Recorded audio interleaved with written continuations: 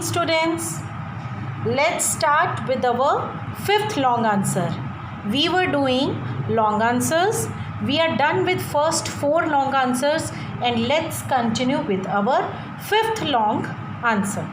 So the question is, why can a mixture of salt solution not be separated by filtration? What method is used to separate the components? So start writing the answer. We cannot separate salt from solution because salt get completely dissolved in water, and through filtration we cannot separate them. Full stop. So, comma, to separate salt and water, comma, evaporation process is very useful. Full stop. After heating the solution, the water will be evaporated completely and salt will left behind.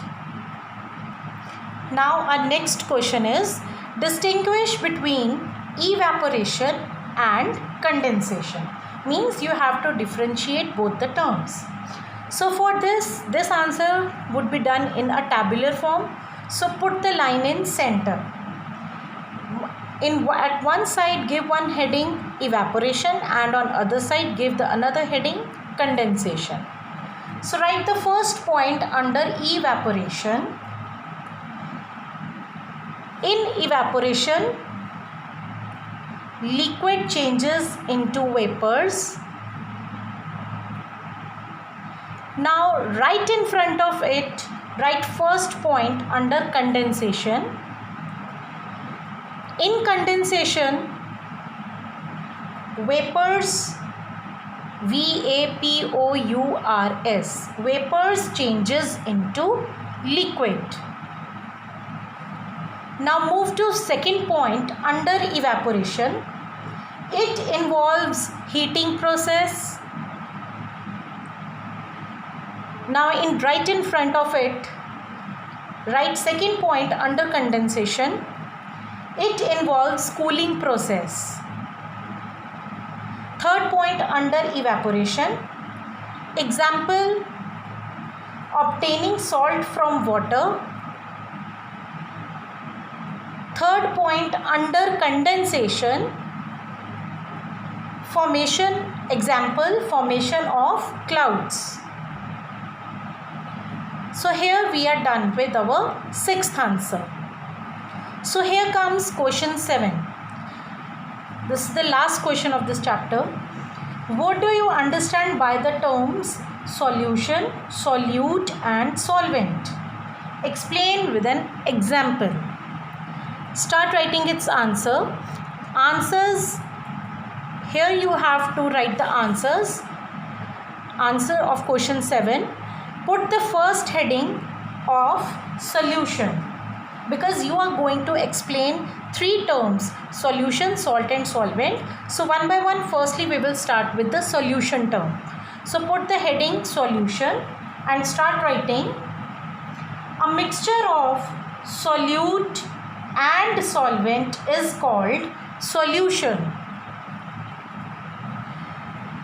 Now come to new line, put another heading solute. Start writing. The substance that dissolves in a liquid is called solute. Now new line, another heading solvent. The liquid that dissolves a solute, SOLUTE, spellings are given in your book. The liquid that dissolves a solute is called solvent. Now new line, write in a paragraph. For example, because we are going to start with another part of the same question. Here we have been asked one example for them. So start with a new line. For example, water mixed with salt makes a solution. Water is considered as solvent. Salt taken is considered as solute, and both together makes a solution.